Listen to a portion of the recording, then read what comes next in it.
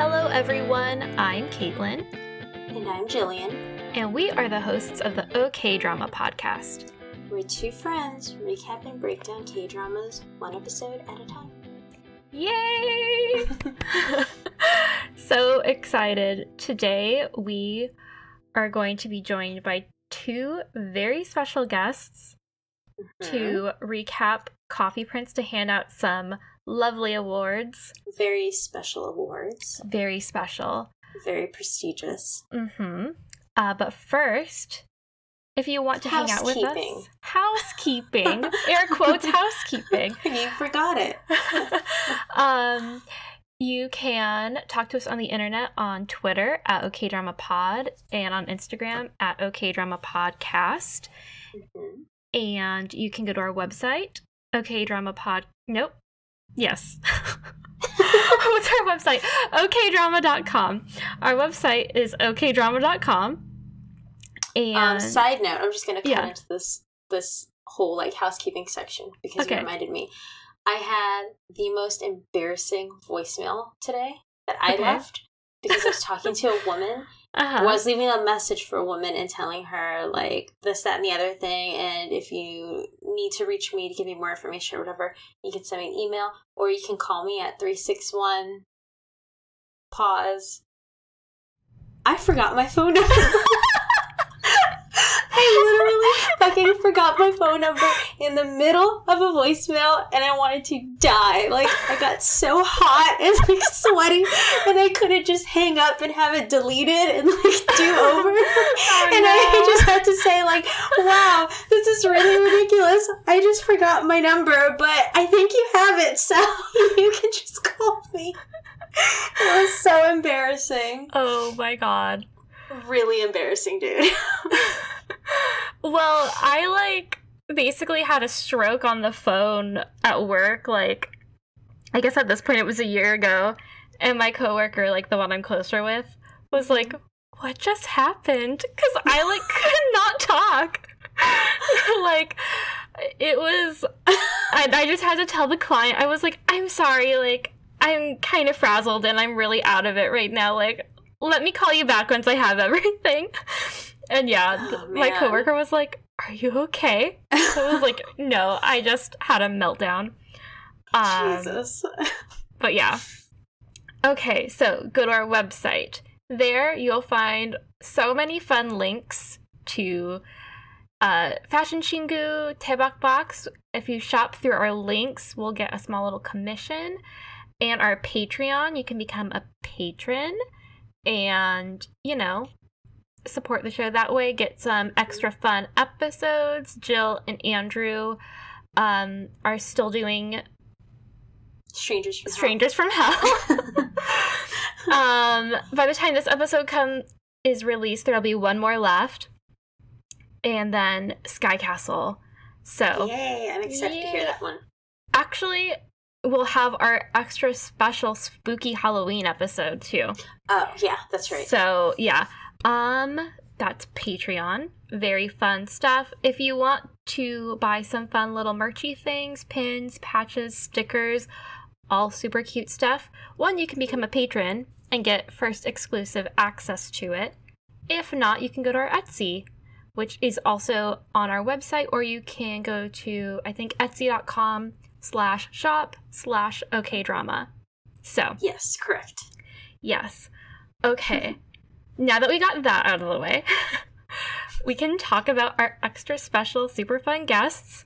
Yay! Yay, guys. We have Emily and Raquel from Play on K coming up. Yay! Claps we're being like around. Super professional and recording this beforehand, so they're not here to do the yays with us. I feel like they would yay with us if they were here. But yeah, so if you don't know about their podcast, they're basically just like me and Jill. They just do different dramas. They're two best friends. But it's cool because I think Emily lives in Japan, Raquel lives in the US, and you know, they're just like super sweet, super funny, super great. If you like what Jill and I do, then you'll probably like them too. So, yes, I'm very excited. We're going to hand out some awards. And with that, I guess we should get to it. Yeah. And meet our guests. Yeah. All right, let's do it. All right, everyone. We are so excited to have Emily and Raquel here from Play on K. Hello, guys. Hi. Hey. Thanks for having us. Yes, thank you. Thank you guys for coming. So exciting meeting friends on the internet that aren't crazy people. Right? So, such a relief. So good. Also, this is why we do it, right? Community. Yes, totally. Yes, Absolutely. Totally. So I have like 2 more people to talk about K-dramas other than Jill and my boyfriend. So Alex excellent. is like, Yeah, I think he kind of spaces out and he's like, oh. And then when he watches with me, he's like, oh my god. I was like, I know, you can just watch this and you're good. See, you get it now. Oh, yes. All right. So can you tell us about your podcast, just if there are any people who don't listen? You guys should listen. It's amazing. But Thank can you tell us about it? Yes. It's kind of exactly the same as your podcast, which I love.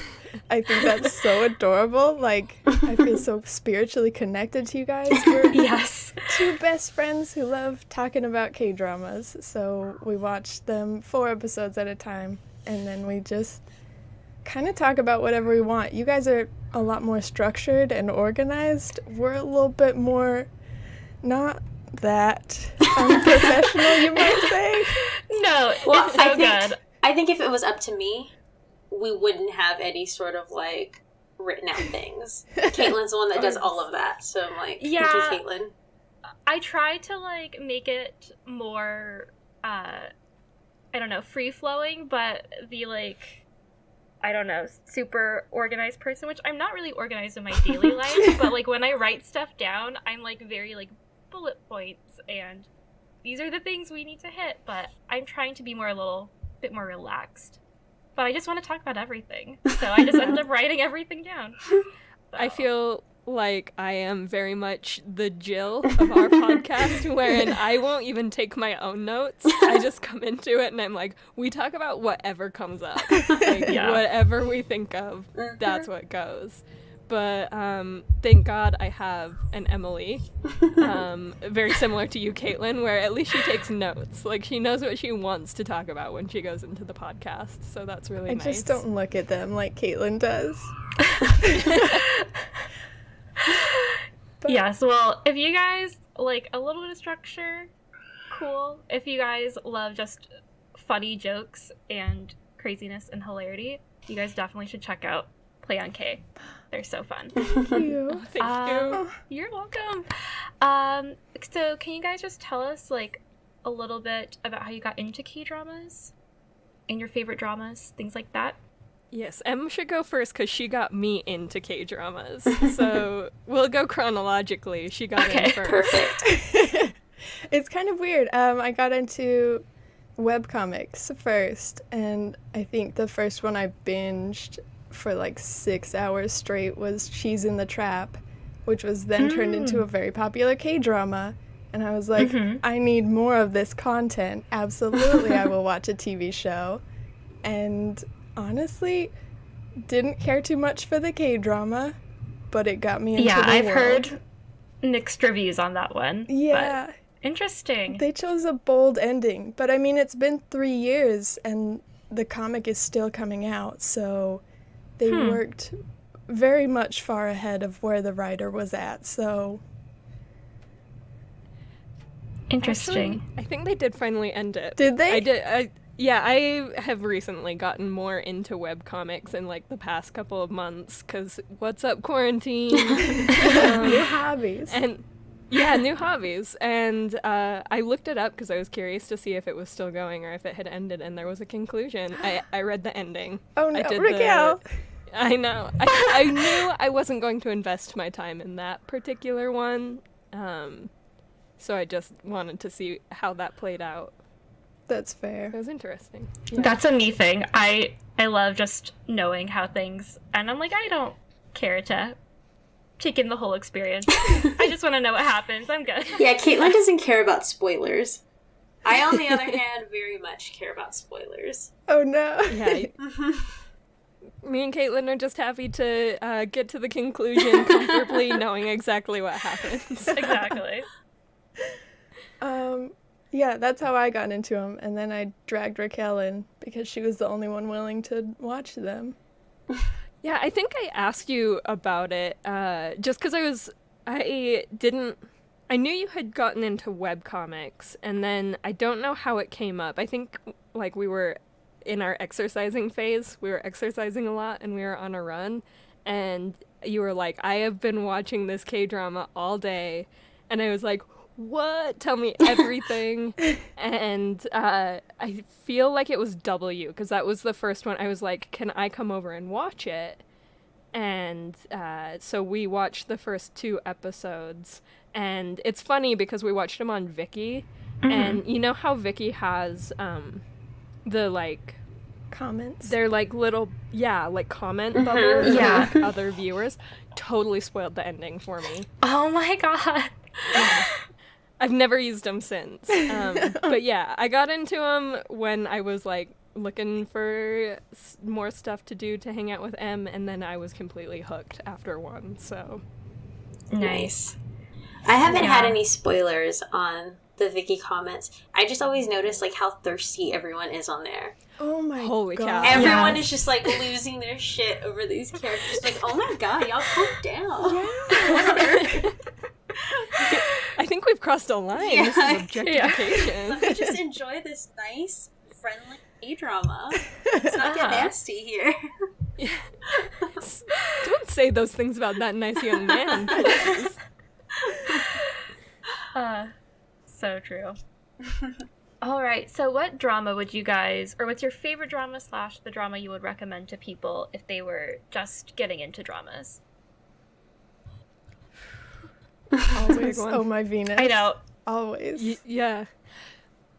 That one's okay, so Oh My Venus is definitely my top recommend for someone who is into romance. Like, I would probably recommend that one more to females that were jumping into the K-drama world. If I wanted to say, like, get a, like, hypothetically speaking, like a boyfriend, a man I was dating into Korean dramas, I would recommend the K2. I would go K2 super hard.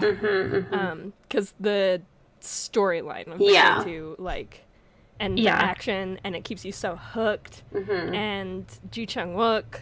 Yeah. Always. Enough said. Yeah, always. Forever.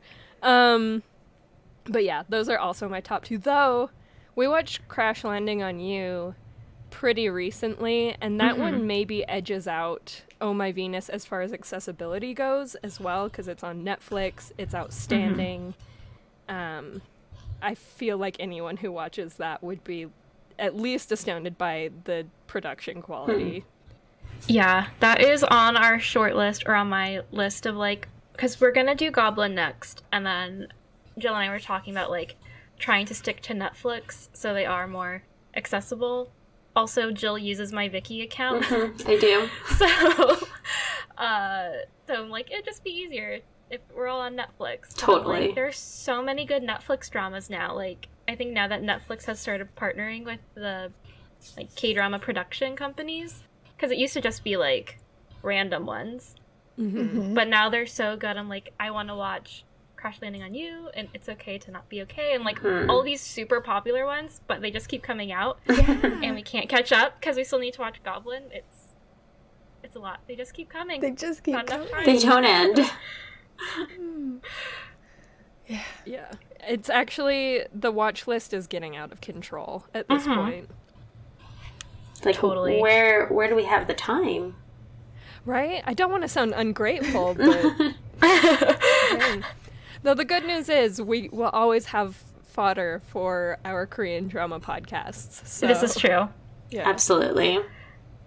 Yeah, Jill was saying, like, we're just never going to end this unless we come up with, like, a weird reason to, but there will just be content forever that we can get into. So. Never-ending content. All right. So, what did you guys think of Coffee Prince? Everybody here. I'll let our guests go first. Okay. Yeah, Either do one. Start? Yeah, I'll start. I really hated the first half. I really could not understand why anybody liked this show. I hated it so much. I almost quit so many times, but I was like, you've already signed up for the podcast. Like, just do it. But honestly, I could not stand. Can you go into depth about what you hated and what you could not stand? I'm very curious. Yes. Just a bunch of adults acting like high schoolers. Like, the emotional maturity of these supposedly 30-year-old people and the way they treat each other, this whole love square thing that they had going on, and just the way that they couldn't communicate with each other like adults, and they could not behave like adults. I was like, this is fine if we take it back 10 years. If they are all the same age as Unchan, go for it. But the fact that you're like, 3 of these people are just turning 30, like, I know that we 2 of them are related. Yeah. Like, what is that? I had major problems with that too. Like, that fucking bothered me so much. Yeah. The cousins. Like, no one was on the same level of communication. There was just so many why though moments. Like, why is his head on her lap at the grandmother's hospital visit? Why are they holding hands? Why? Oh, yeah. It was just like, why is he, like, putting an apron on her? Why is he like, putting her hair back? Poorly. Yes. Why are they watching Shrek at the movie theater? Why are these adults watching Shrek? Amazing. And there were a couple of times where I thought that they were going to have really real talks about something in the first half. For example, when Yuju's character was talking to her boyfriend, whose name is escaping me, Sung, yes. Yeah. When they were talking about him having feelings for Unchan, I was like, oh, okay, cool, so they're going to, like, confront this like adults, but she was so ironic about it. Yes. And she just made it into a big joke where she just teased him, and then later it blew up into this huge thing, and I was like, cool, so not an adult conversation, just some irony, just some more teenager drama. I was also very uncomfortable when they all, like, make up and they're having dinner together, and they started making comments again, and Unchan is just kind of sitting there, like, what's happening? Just like, this is awkward. Like, why are y'all talking like this? What is happening? Yeah, why? She's like, why am I the adult in the room? Yes. Yeah, I was thinking, like, I feel like it would have been so much better if Yuju was, like, not a part of the show. Like, if it was just, I mean, I don't know if they needed to be cousins, but if it was just like, this is a nice guy who knows I'm a girl, and this is this guy who thinks I'm a boy, like, that was enough. I didn't need another person who was just, like, super shitty all the time. Yep. Like, yeah. What I did, I don't know, it's interesting because I appreciated it most of the time, but I think I mostly appreciated this particular aspect for a K-drama of its time in the early 2000s, but how they talked about being gay was pretty respectful for the most part. Every once in a while they kind of cross some lines where it's like, be better. But for the most part, I thought it was pretty cool that they had characters like Sun Ki, who was just like, yeah, it's not a big deal. Like, if he's a boy, you like a boy. But do you like him? Cool. Which I thought was really, really cool. They could have made it just out of control homophobic. It's what I would expect from a K-drama in the early 2000s. And they kept it pretty good. I'll give them the benefit of the doubt for the other times, just because it was, like, a different time for sure. Yeah, totally. I was also pleasantly surprised because K-dramas definitely get into a you shouldn't be like that, like, territory. Sometimes I'm like, I don't know if that's okay, but I'm watching it, so.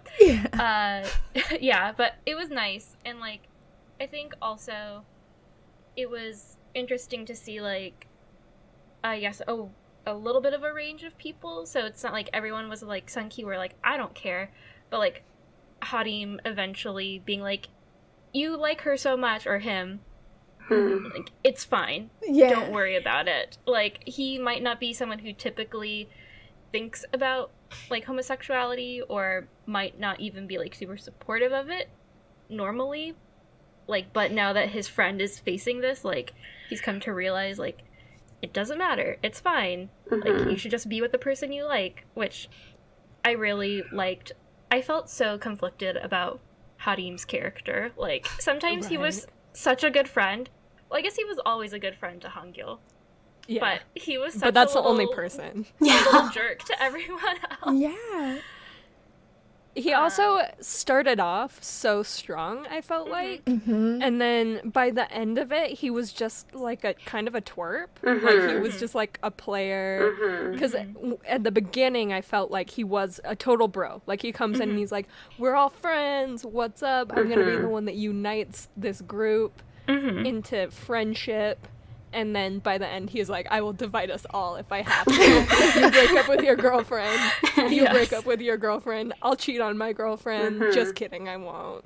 And yeah, it was a really interesting character shift that I didn't expect. It was like halfway mark, and he changed a lot. Yeah, he's probably my least favorite little prince.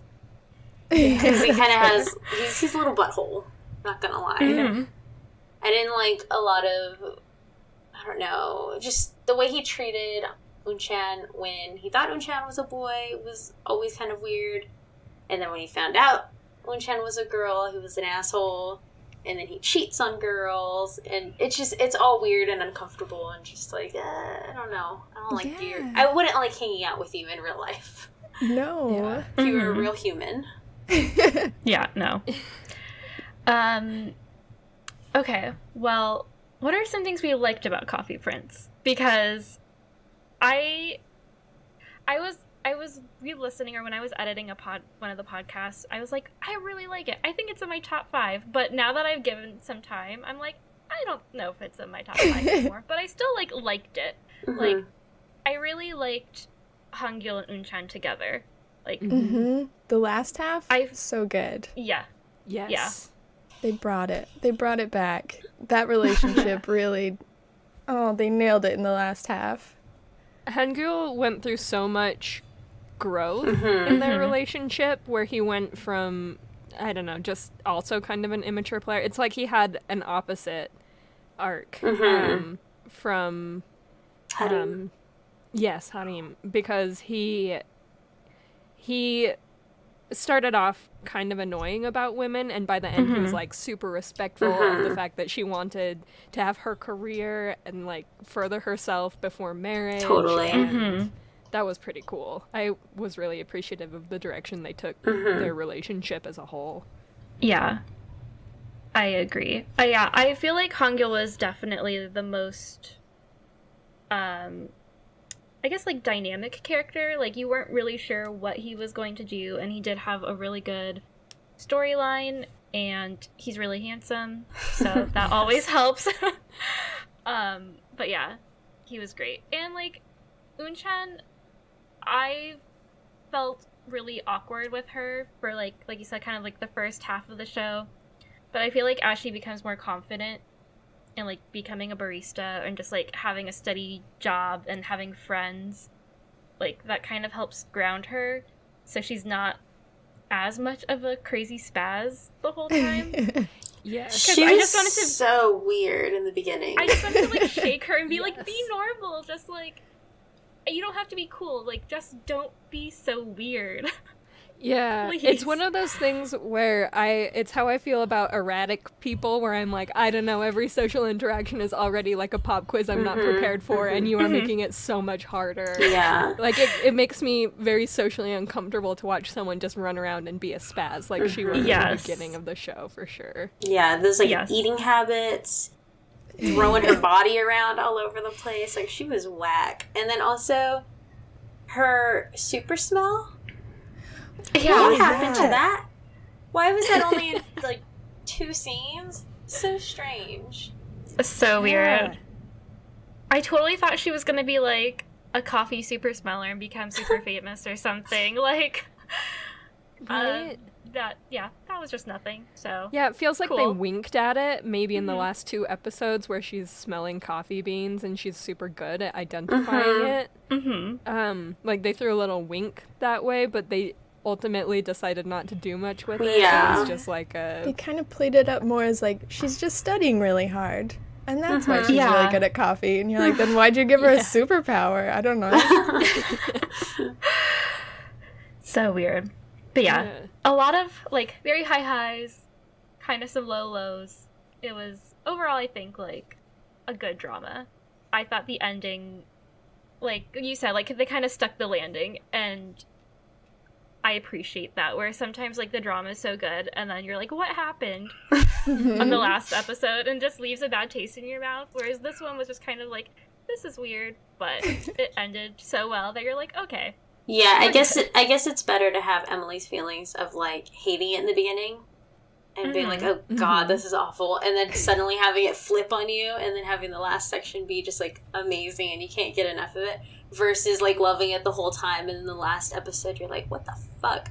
Like how Alex still can't get over Hotel de Luna. Like, loved the whole show and then was just devastated at the end. Just can't get over that. Yeah, that's a mood though. Yes. Yeah. He, like, finally confronted it because, what did he say the other night? He was like,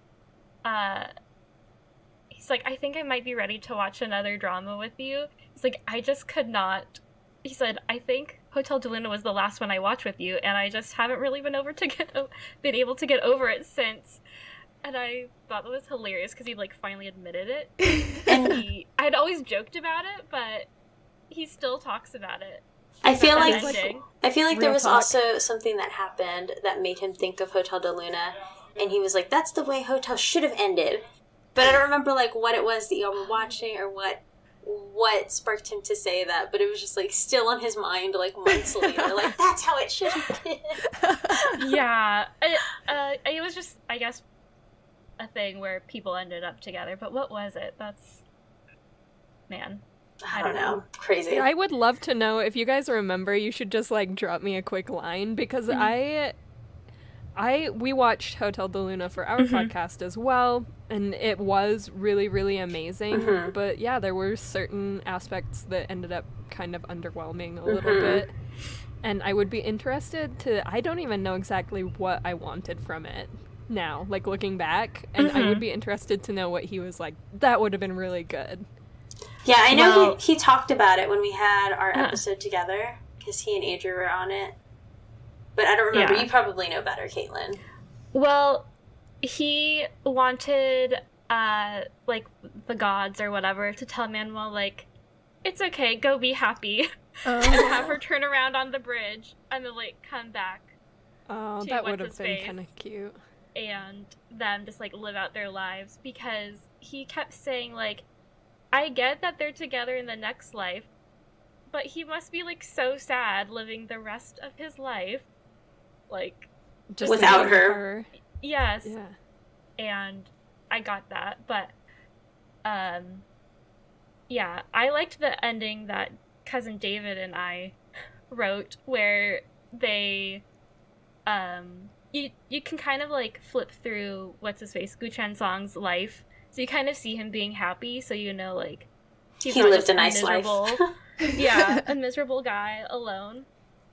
But then you see the kids, like, you see them be reincarnated as kids again, and then they meet, like, at the planetarium or whatever, so they can, like, look at the moon together, and then they grow up. So you can really see, like, they were reincarnated, and they got together again, because the ending was very confusing, because it didn't seem like that much time had passed, because everyone still looked like they were in 2019 or whatever. It's like the year is still 2019. They reincarnated as adult humans. Yeah, it's so confusing and weird. But anyway, spoilers for Hotel de Luna. Yeah, sorry guys. Again. Yeah. So, all right. Do we have any other, like, big Coffee Prince thoughts. We're gonna get into some like more as we hand out awards, but any other things? I really loved the characters. I thought that they went in some problematic but admittedly just like early 2000s directions. But I was glad with pretty much everyone's ending. I think they did a really good job. That's just my final thought. We pretty much already said that, but everything had a nice little ribbon on it. Yes. Yeah. What was y'all's thoughts on the mother and her love triangle? Were you interested in that story? Because Kaitlin just skipped over that every time we talked about it. Kaitlin was like, and then there's a scene with the mom. I'm not going to talk about that. I just didn't care. I just didn't pretend it didn't happen. It was the most stable? Against all the odds. Yeah, it was the most stable and healthy storyline. Seriously, honestly, But she also, like, kind of played with the butcher's feelings. Like, she didn't want to commit to him. True. And I was just like, I also kind of felt like, lady, sorry. Like, either just tell him you don't want to be with him or just give it a try. Like, you might like it. You might, just what else do you have going on right now? Exactly. Yeah. You're like, money-making daughter is leaving. You don't have a job. Go date the butcher. Just a nice life. Exactly. Yeah. Or if you don't, then don't. But don't be like, hey, bro, I'm gonna show up at your work every day and just like chill and ask you for stuff, and then feel weird and peace out. Yep. Yeah. But yeah, I felt very similarly. That was their scenes were the most likely to get 10 seconds skipped. So. That's when you check your phone. And then you have to look up really quick to make sure you didn't miss anything good. Yeah. Oh, they're having the same conversation about engagement. Okay. Yeah. All right. Well, let's hand out some awards, and if we think of anything, obviously, we're just gonna keep gabbing about it. All right. Awards time. Okay. Woo. First award, favorite main character. The nominees are Unchan, Hangul, Hansung, and Yuju. Who would you guys give it to? Hangul. Yeah. Yes, Hankyu. I concur, except I wish last episode Unchan was Unchan the whole time. And then maybe I would have given it to her. Because last episode Unchan was actually cool. Like, she was confident and... I mean, not that... Like, she didn't need to look more feminine necessarily, but she just looked... put together. More sure of herself. Yeah, put together. Put together is a good way, because it's not that she was not feminine, it's that her masculinity was so 12-year-old boy. Yes. Yeah. And that's where it got me. I was like the 12-year-old thing. Like, if you don't want to be feminine, totally fine. If you want to dress, if you are 24 and dressing like a 12-year-old, that's where I'm like, oh, please girls, step it up. Yeah. Yes. Please wear clothes that are close to fitting you. Like, yes. They don't have to be tight, but like, those clothes don't fit you. What is happening? Okay. Yeah. I will also pick Hangul. Hangul? Okay. And the winner is Hangul. Wow. Unchan got 45% of the vote on Twitter. Dang. And Hangul got 55%. That's close. That's as Yeah, close it was pretty close. as it was in my mind.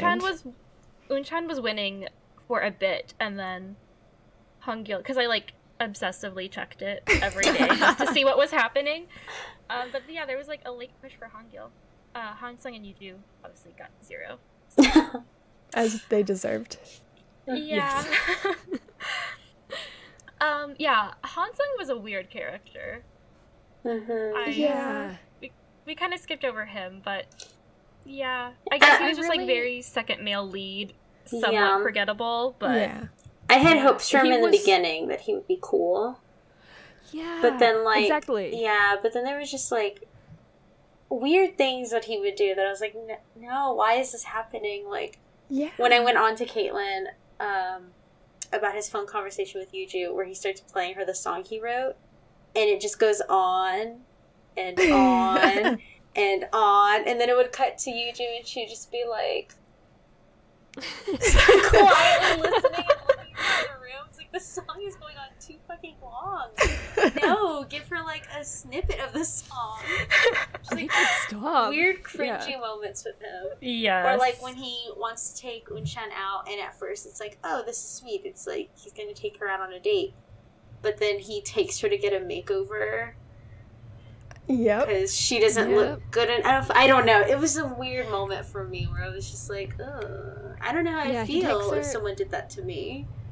Takes her to get a makeover and then takes her to his girlfriend's exhibition. Like, all of it. Yep. Very, very strange and uncomfortable. Yeah. Like, first of the series, he was awesome, and last of the series, he was fine. Mm-hmm. But the whole middle part, he really was just hard to swallow, for sure. Mm-hmm. Very cringy. Yes. Okay. Second award. Favorite prince.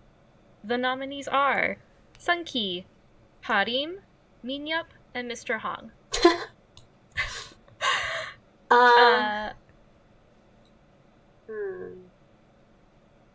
You know what? I'm gonna do it. I'm gonna go with Mr. Hong.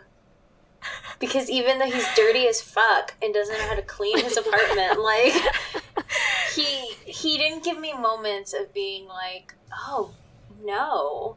Like, I like Sunki a lot, and Sunki is just, like, beautiful and kind of androgynous, and, like, I love that. But, like, stalking your ex...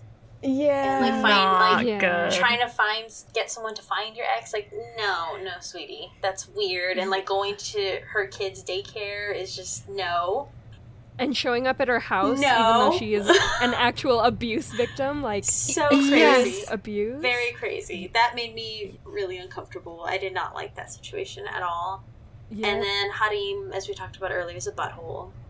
And I like Minyup, and he's, like, really a big doofus. But also, like, his way of handling relationships was...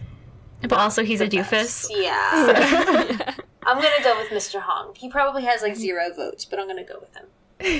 You know, you made a good case, and I am with you, because it would 100% be Sunki if Sunki wasn't so problematic. Yeah. My favorite he was, like, really cool. Yeah, my favorite scene of his was when they were going to go on their, like, vacation. That wasn't really a vacation. But he's just, like, dressed in all black, and he's got his black nails and his black hat. He just looks, like, so fucking cool and androgynous sitting in that van. Like, you're the coolest one here.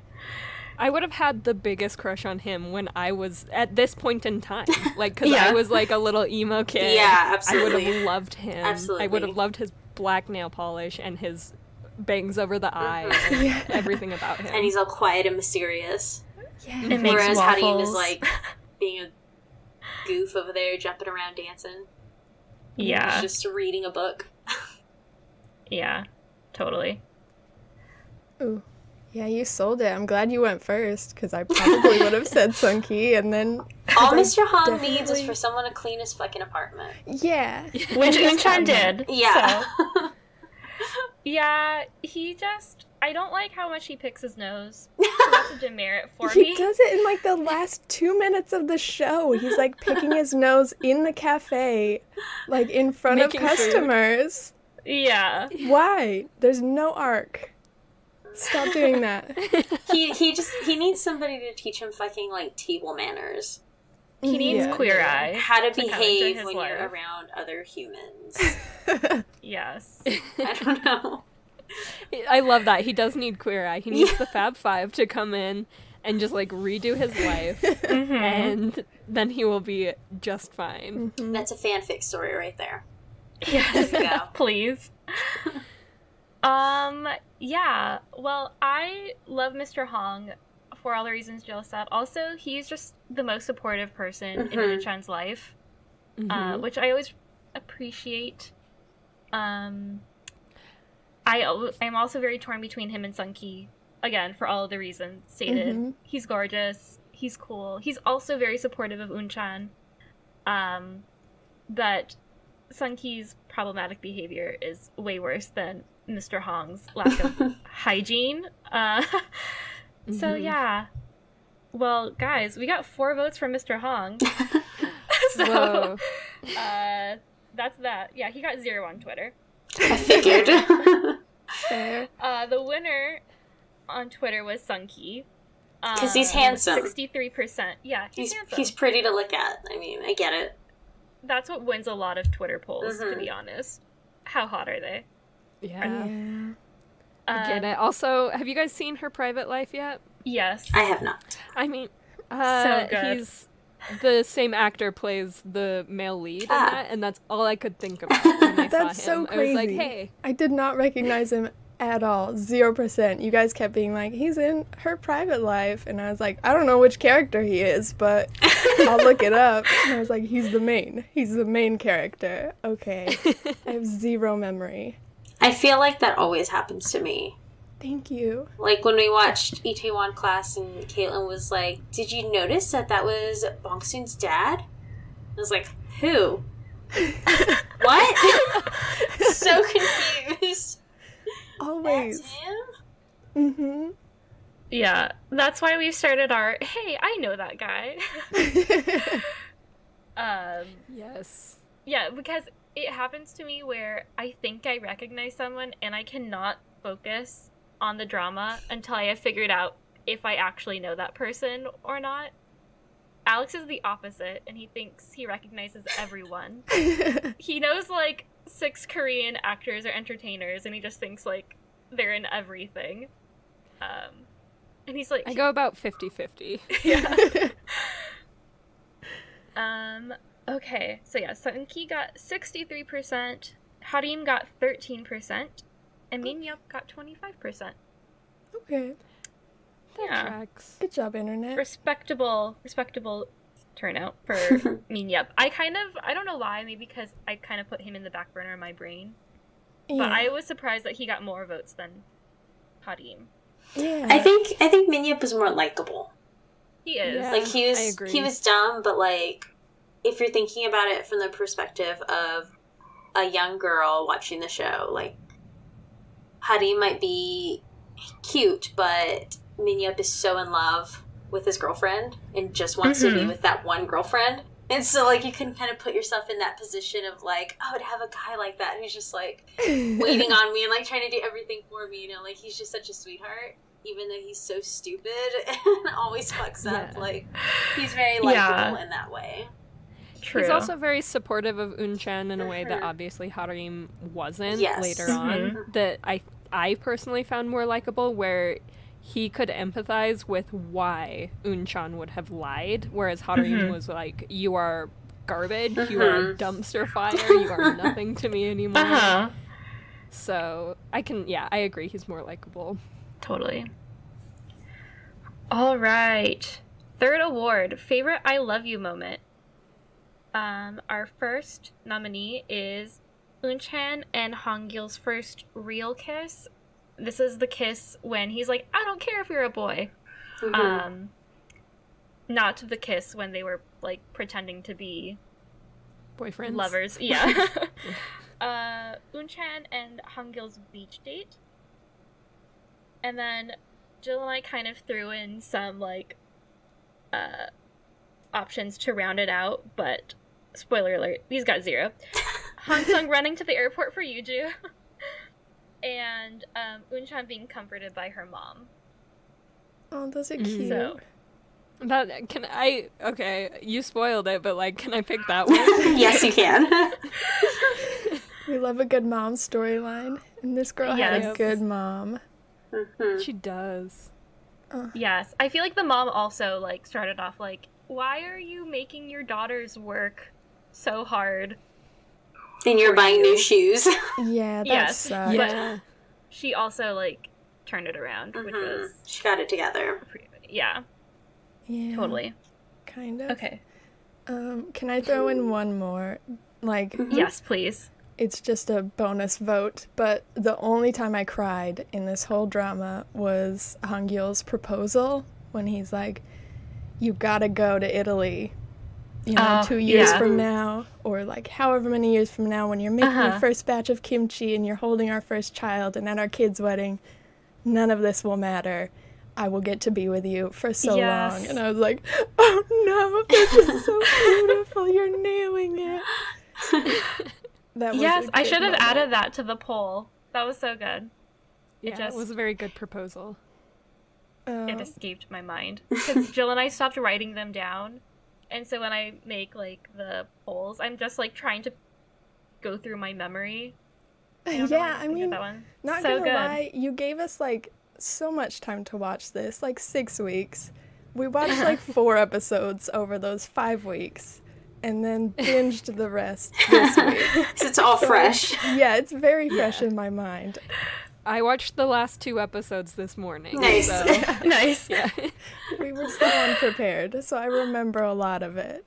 Perfect. Yeah, I guess Jill and I watched the last episode, like, 3 weeks ago? Oh my god. Or something like that. And so I was trying to just, like, watch videos on YouTube, and, like, as I've been editing, like, it's a refresher, but I'm like, I should have maybe watched at least the last episode again, but I didn't, so. I mean, the last episode So was here we the are. longest by far.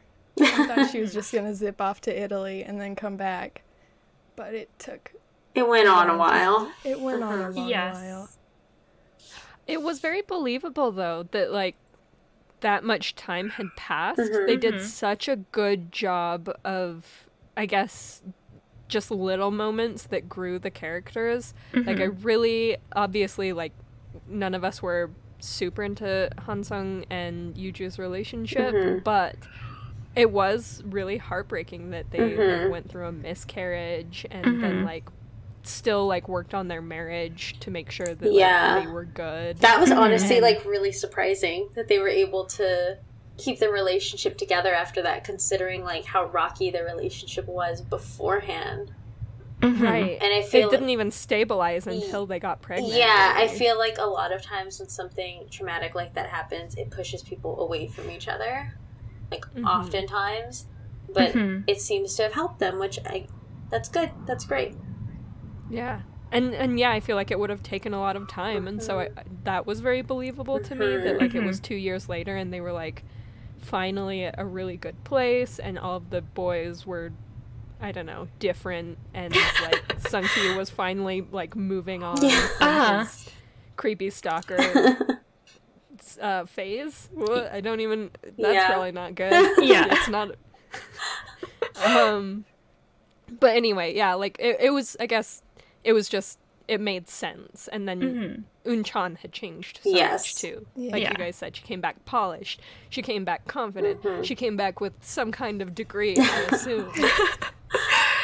Some At least knowledge. a certificate. Some sort of knowledge. Yeah. So, I really liked that, and it does make it feel like 800 years, that even though I watched the last 2 episodes, even this morning I was like, yeah, it was a long time ago that they were all just dumb babies. Yeah. That's fair. Totally. Sorry we skipped your question. I'd say the beach scene. Okay. That was really cute and memorable. I mean, you could say the one that you named. Yours is very sweet. Yes. That could be. We'll throw that nominee in there. It'll have one big vote from you. Kaitlin, what do you pick? I also pick the beach scene, and I will throw another vote to the proposal because I don't know why I forgot about it, but the beach scene really stuck with me. I think because it's like, I feel like that's when they had the most chemistry almost. Like, the kiss scene kind of just happened to me, which was in itself kind of romantic when, you know, kisses are just, like, very passionate and they just happen. But, like, I really felt their chemistry at the beach, and just, like, the, I guess, conflict in Hangul was also so, like, heartbreaking, but also gave me all the feels. So that was probably my favorite. I'll go with the beach scene as well. for the same reasons. Yeah, I'm gonna stick with the mom scene, but if I'm being serious about the ones that actually got votes, also the beach scene. Okay. All right. So, the internet did not agree with this. It was Unchan and Hongil's first real kiss with 64% of the vote. And then Unchan and Hongil's beach date got 36%. I also like the mom cuddles, as I say. Like, as I was telling Jill, like, sometimes you just need a hug from your mom, and her just being like, it'll be fine. Big time. Yeah. Okay. But yeah, proposal. Very good, too. Alright, number 4. Probably another big talking point for us. Worst look for a character. The nominees are Yuju openly flirting with Hongil, and I specified at the hospital, but just in general. Mm-hmm. The grandma being super mean to Unchan, Mr. Hong's nasty apartment, and Sunki stalking his ex. Ooh, those are all very good choices. Yeah, I'm kind of disappointed with what won, but we can talk about... Okay. Go ahead. Okay. Well, I was gonna say, I personally feel like Sunki stalking his ex is the worst look, like, I guess objectively, like, stalking is probably the worst you could do, but, that didn't get a lot of screen time, so I kind of understand, like, why maybe that's not on the forefront of people's mind. And Yuju openly flirting with Hongil is, like, always happening, and it's infuriating to me. So those are the two that I'm kind of, like, torn between. Sunki for sure for me. That was the only crime. Yeah, exactly. Yeah, I think that's the one that I lean towards more. So, I mean, he had to, like, pay someone to find her. He did, and then he stalked her child as well, which... And just ignored her when she came home and was like, what are you doing here? And forced her to move. Yeah. He forced her to move, yeah. She finally, like, settled somewhere and had, like, a life going, and then she had to move again because of him. Yeah, that's so bad. His history of abuse, like, that will always be so insane to me that he talks about how much he wanted to protect her from her abusive husband, and then he stalked her for years. Whoa. Yeah. I don't know if that's like an of the time thing or just... It's supposed to be romantic, don't you know? Yeah. Like, there are those certain times when I say, like, this only works because he's handsome, and this is a K-drama, but that didn't even solve this, like, crime, like you said. So... Yeah, I think the worst things are that, and then the Yuji flirting stuff. But, like, with that, she's just being an asshole, and she's just kind of being who Yuju seems to have always been. Like, that just seems to always be her character, like, flirting with people, maybe taking things a little too far, knowing that she has a partner or whatever. But I think, if I'm putting myself in that other woman's shoes, and having someone follow me, scare me in my own home, that's the winner for me. Worst look. He looks good doing it, but still the worst look. Yeah. Oh, Sunki. All right. Well, the winner was Mr. Hong's nasty apartment. What? Whoa. That wasn't even a consideration. Wow. Yeah. I was like, come on, internet. I get that it was actually probably, like, there were some dangerous health violations. Yes, dangerous. But he survived, and those boys didn't have to live there. Yeah, he was the only one only hurting himself. Everyone else on the list was hurting other people. Yeah. Totally. The next was Yuju openly flirting with Hongil. That was 36%. And then Grandma being mean and Sunky stalking his ex were tied with 9%. So, Whoa. The grandma flipped so hard. Yeah. She went from being, like, so, like, head over heels for Unchan to just, like, making those terrible faces at Unchan later. Those faces. And then being like, I will send you to Italy. Yeah. You can fuck right off to Italy. Hey, Unchan, get the fuck out of here. Please. Yeah. If your relationship survives this, I guess you can marry my grandson, you pleb. Yes. 100. But, I mean, I'd take it. I'd be like, Thank you. okay. Thank you, Grandma. I will go. There was enough of a, like, hint at that behavior in the first few episodes where they're like, she doesn't really like the daughter who married into the family. So they were like, let's bring it back really hard at the end, and nobody will be surprised. We kind of hinted at it. But it just sucked. It was just kind of sad. Because they got along so well, and it's like, wow. Just because you see who she really is now, like, that's gonna change your whole perspective of her. And just, I don't know. Yeah, it was a bummer. But, she also doesn't like orphans, apparently, so she's just not a great... She's a really good grandma, but... She's just, like, politically correctness kind of, like, really dumb. And just, like, a dumb old lady. Yeah. She's a dumb old Who lady. has never, like, grown out of that shit. Out of her own social norms, I And guess. Like, doesn't her need to because she's pre-built old, ones. so she's like, fuck it. Yeah. I'm gonna be an This asshole is who I am. So I've always been, so I'm gonna be till I die. Fuck off. A very big okay boomer moment. Yes. Okay, boomer.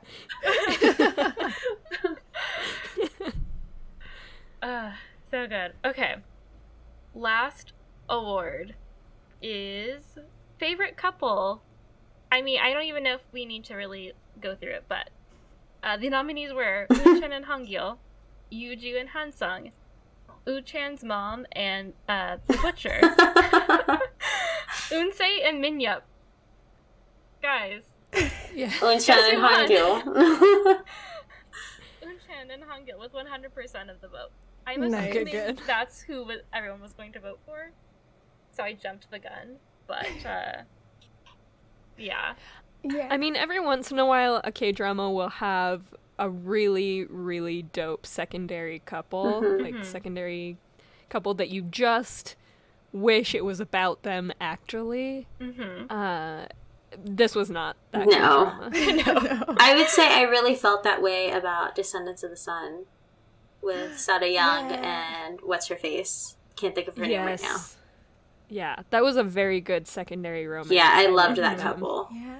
And Goblin. You'll enjoy that Yes. one. All right. I am Oh, yes. so They've got a excited. great secondary romance in that. It's so good. That is They the put the actors in another K-drama together because they loved them so much. Wow. so good. That is the drama like that I think of the most, where I'm like, we didn't need the main characters. Like, can we just make the story about the second characters? Please. Can we just flip it? Because I love them so much. But yeah, Jill. I feel like you love them too. Yeah. You liked I'm excited what's for his you. face in Strangers from Hell? I did. Moonju. Lee Dong-wook. Lee Lee Dong-wook. Dong-wook? Yeah. My boy. My dude. Because bias. I love that man. Yeah. He's a I good guess boy. he's going to be in a new drama. Have you Yeah, seen? I saw that. Yeah. That's exciting. I have only seen the ads in Korean with no subtitles because I follow him on Instagram and he'll post that stuff and I'm like, I don't know what this is, but I'm excited. I'm looking forward to it, whatever it is. Yeah, I was so excited when I saw who's going to be in Strangers from Hell, but then I realized it was like a horror / whatever, I guess, thriller thing, and I'm like, I can't watch that because I get scared, so I didn't watch it, but I loved I was it. disappointed. I'm so I excited. loved it a lot. It was very good. Yeah, I love horror, so now I'm pretty excited about it as well, especially with your endorsement, Jill. It's really good. It's that spooky season, too. Yeah. It's almost October. And it's only 10 episodes? Mm-hmm. No, a crime. It's a nice little shorty. It's really good. I'll tell you, my favorite character is his character, and then also the Duke, one of the Duke twins. The laughing Duke twin. That's all I'm going to tell you. The laughing Duke. The laughing Duke. So excited. It's really creepy. Excited. Can I say, right. I wish Coffee Prince had been 10 episodes long. I really feel like they had 10 good episodes of content. It was 17. It was more than the norm. I know. It's too many. Mm-hmm. Yeah. They were like, add one and make them all cool. But then they could have cut out like 1 or 2 episodes, because I know there was one episode we recorded, it was maybe like 3 and 4, where like normally our like outline is like 6-7 pages, and this one was like 3 or 4 pages. It was like we had a big like fluff episode going on, and we're like, not much happened here, I guess. I don't know. Yeah, it was like we got introduced to people, and then it took like 4 episodes to get the cafe going. Mm-hmm. Yeah. And I was like, okay, like, yep, they're still working at the cafe. And Hansung and Yuju still are weird. Mm-hmm. And, like, yeah, I agree. It definitely could have been short. Especially because, I don't know if it's a trend or what, but I've noticed, like, with Mystic Pop-Up Bar, I think that was only, like, 10 or 12 episodes. Like, they're getting shorter. Oh. But then some are getting longer. I don't know. But I do like the kind of like bite-sized drama. But Mystic Pop-Up Bar, I was like so sad when it ended. Oh. Did y'all watch it? I've Not only yet. watched the first episode. Okay, yeah. It like I was sad because I wanted more, not because it was bad. That's so good. Yeah. Oh, now another added to the watch list. All right. Well, do we have any other thoughts on Coffee Prince? To wrap it up, other than it should have been shorter. It's a fun sort of lighthearted drama. It's like a good fun watch with some kind of why though moments. Yeah. A lot of Just like a lot of vests. Just like so many vests. So many vests, yeah. And not like good vests, because they're like just 2000s vests. So they're not super cute. And like a lot of flip phones, a lot of Unchan's like weird sweater vest things that she wear. They're like hoodie vest things. Yes. They're so not cute. No. No. I had a sweater vest that was like long like that in the early 2000s that I wore over t-shirts, and I had short hair. Were you just I think it was Unchan. Actually, okay, yeah, I was gonna throw shade, but now I can't. Yeah, in the early 2000s, I feel like I actually probably looked like Unsei, because I just had like really long hair, and I don't know. I mean, I was like just awkward teenage girl with long hair, so. And all the lip gloss. So much lip gloss. So much lip gloss. But yeah. I would have been like, Unsei, but I would have liked Sun-Ki from afar. Oh, for sure. Yeah, for never sure. would have talked to him. No. Nope. Just never would have introduced myself. Yeah. I'll make a YouTube okay, video I am about having him. a crisis though. I had Unchan's haircut, and I'm so sorry to bring it back to this. I had her exact haircut. Okay, that's all. I just like the front things and everything. I'll have to email you guys a picture of 17-year-old Raquel. That's funny. I had like short hair often. Like I'd always like grow my hair out and then I'd cut it like short and like crazy. So I maybe had like a variation of that. But like maybe Unshan if she like did shit to her hair. Yeah. Sometimes I would do things, like I would push it out of my face occasionally, unlike Unchan. But even when she goes to the wedding Mm-hmm. and she has her hair curled like that, that was the only part I thought, oh, I did my hair like that once for a debate tournament. So, yes, I had Unchan's exact haircut. Probably a similar year. Yeah, I don't know if it was exactly, it was like a pixie cut, and I had like the bangs. But Jill, you knew me when I had short hair like that. We didn't hang out as much. Because we were like going to separate colleges and stuff, but like it was, I don't want to call it like a mullet, because it definitely wasn't that. But it was like, it was inspired from like Audrey Hepburn in Roman Holiday, where it's like kind of short and like I pushed the sides back, but I still had bangs. Cute. I don't know. It sounds really cute. It was like that, but I don't know. It might have leaned towards Unchan somehow if I didn't actually style it like Audrey Hepburn. So, yeah. When I was growing it out, it definitely became a mullet. So for sure, I did have that as well. I've had it all. Yeah. I've done all of Unchan's looks.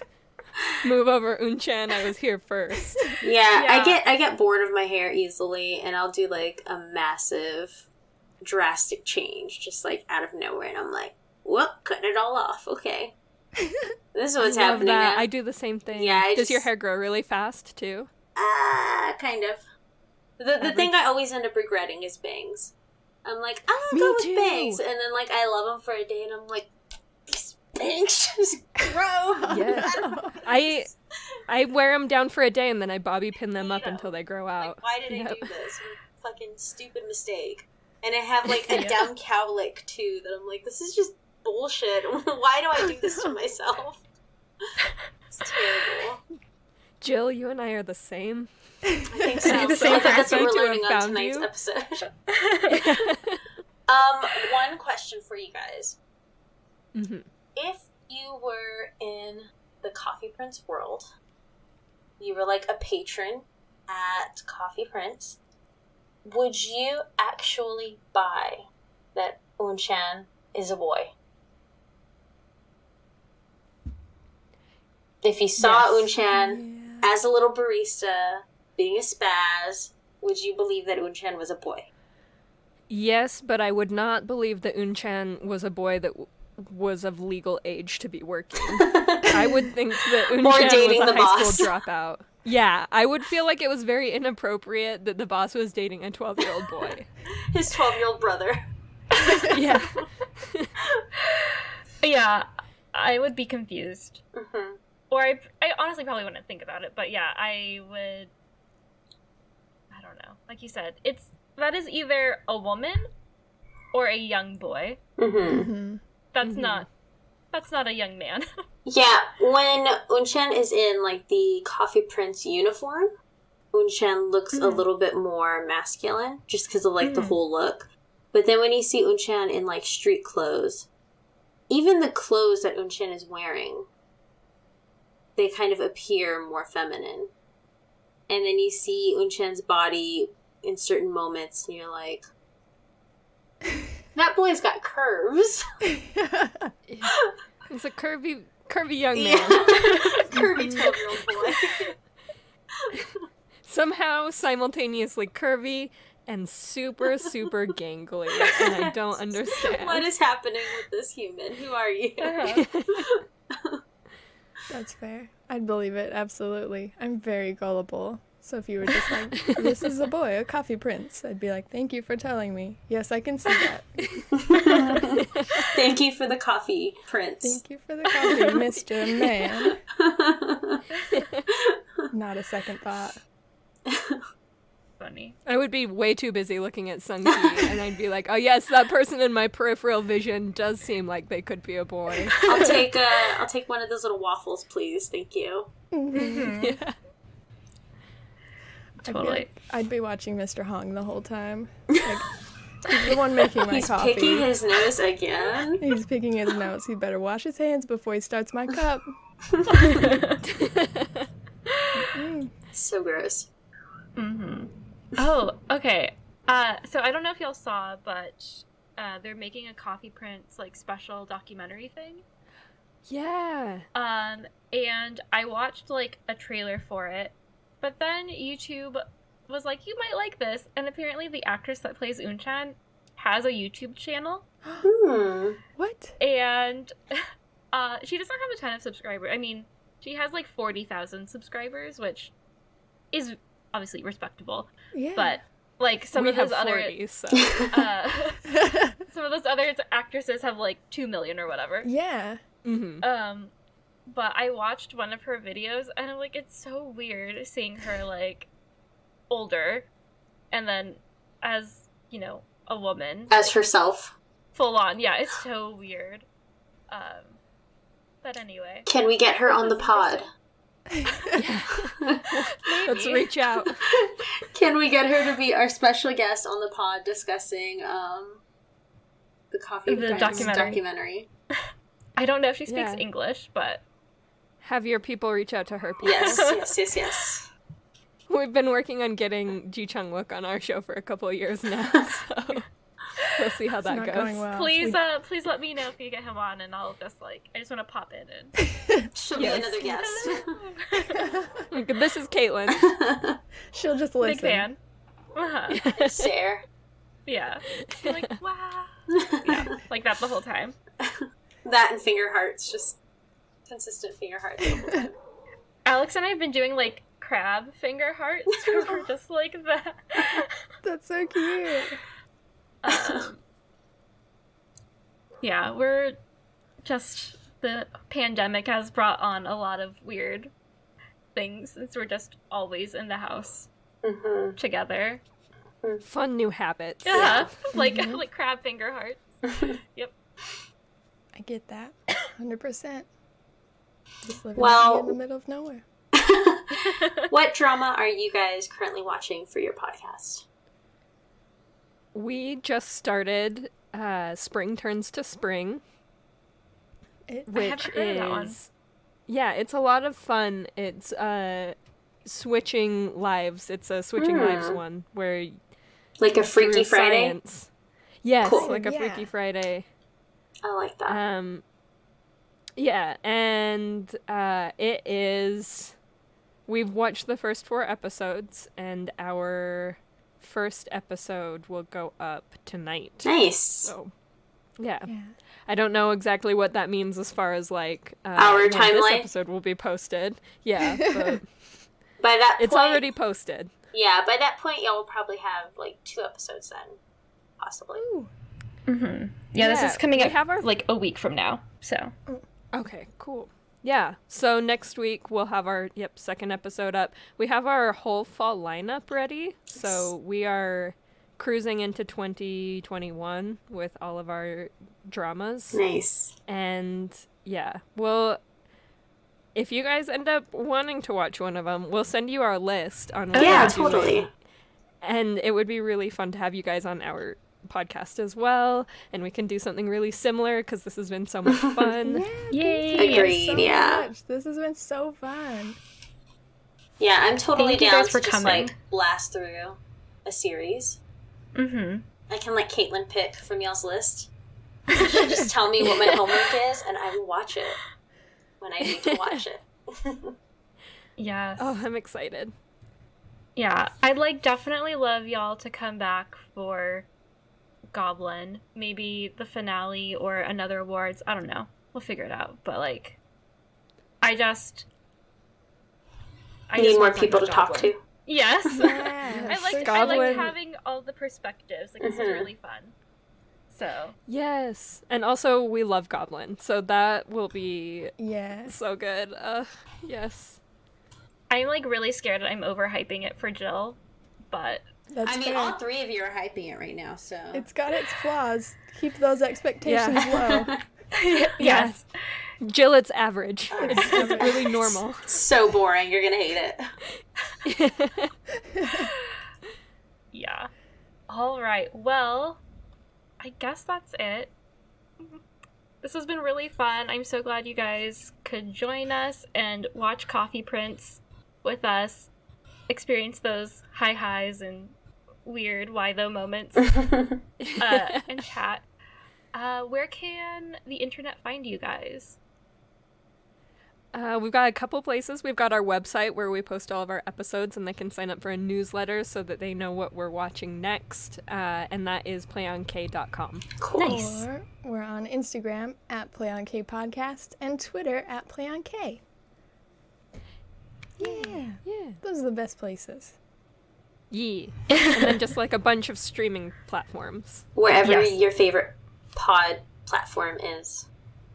Yes. Wherever you're listening to this, they're there also. Probably also there.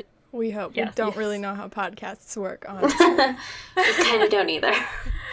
We've been doing this for 3 years, and we're just lost constantly. What's happening? We're on Yeah, what Jill now? and I are like, how does this work?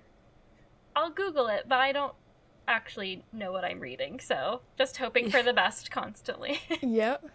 Yeah, just bang my hands against the keyboard until something happens. Yep. All right. Well, again, thank you guys for coming. Be sure to check out their amazing podcast and watch Goblin. And we will talk to you guys next week. Goodbye. Goodbye.